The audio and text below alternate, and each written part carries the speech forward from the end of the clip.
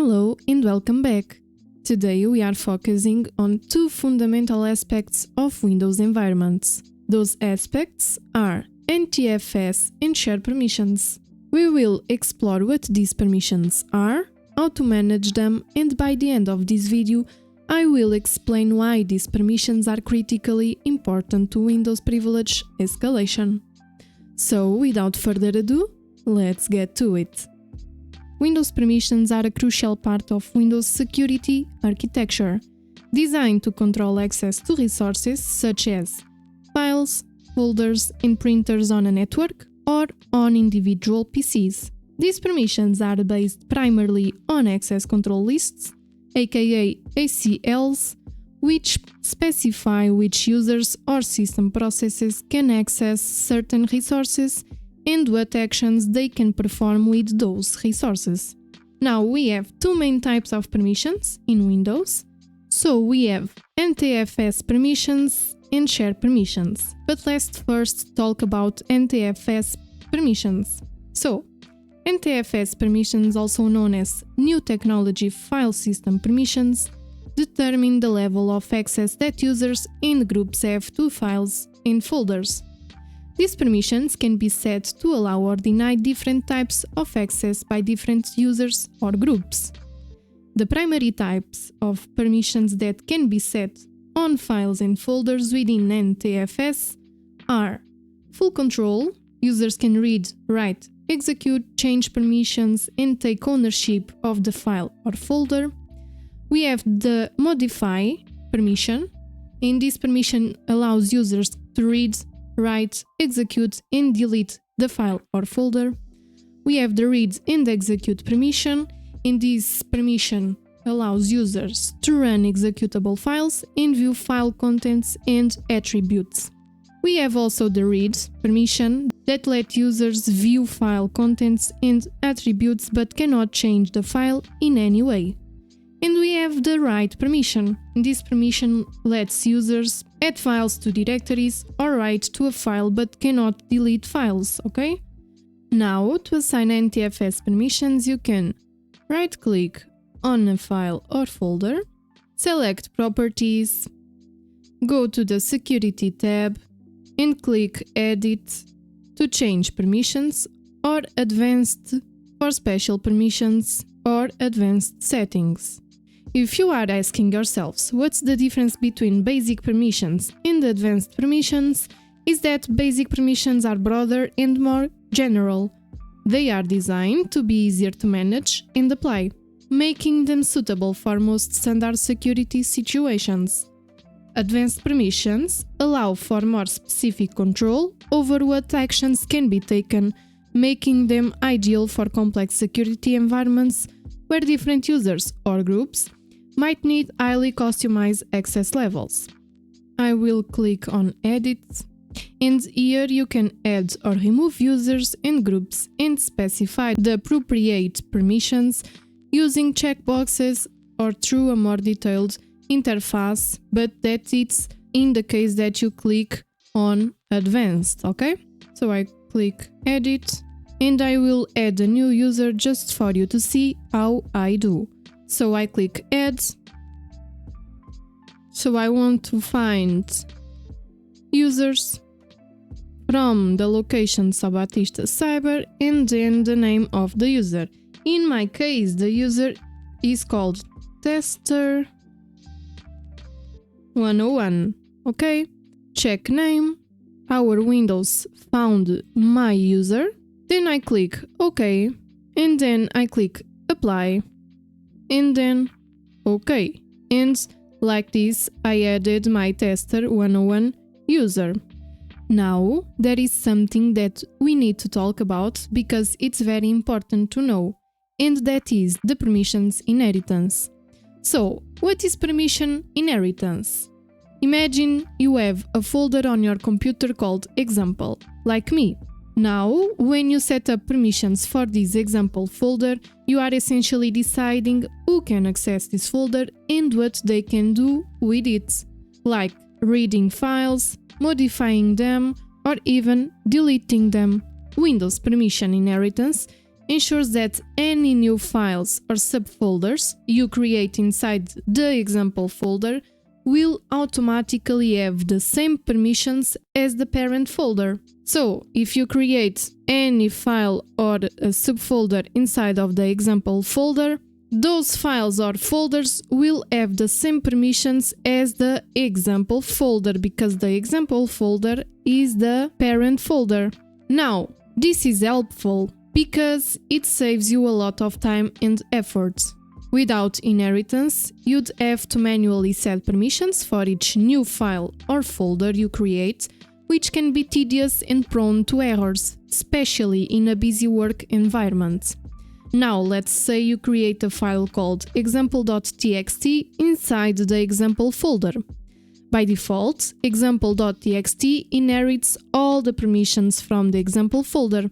But what if you need to restrict access to this file beyond what's set for the whole folder? Well, Windows makes this easy.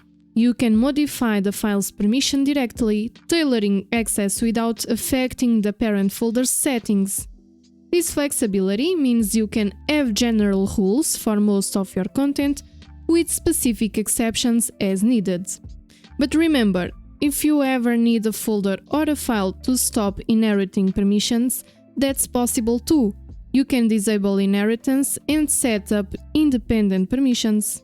This is particularly useful for sensitive documents that require restricted access.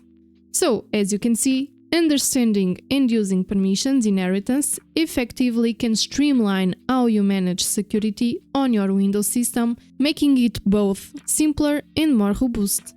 Keep this in mind as you organize your files and folders, and you'll find managing access a much smoother process.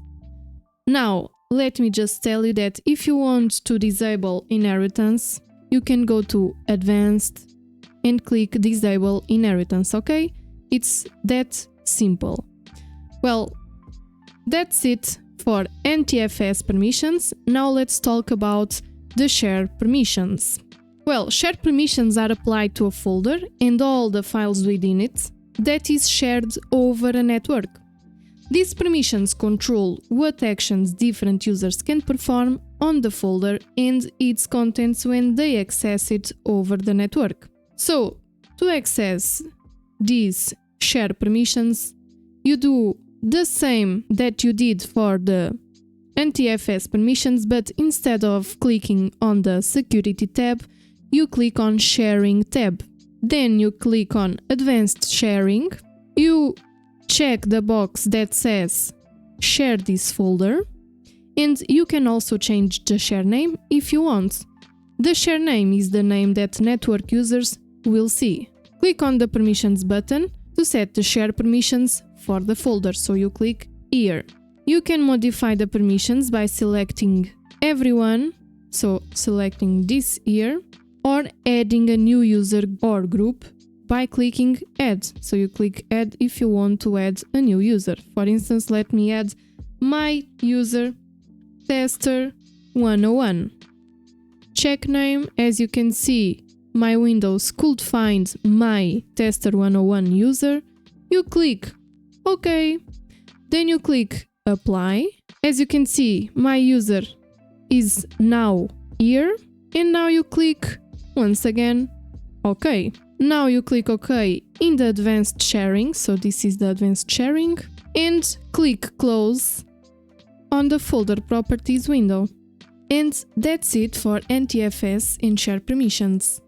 Understanding how to manage these permissions is more than just administrative knowledge, it's a critical skill in securing your Windows environment against unauthorized access. Now, why is this so vital to understand these concepts? Permissions play a critical role in the security architecture of any system.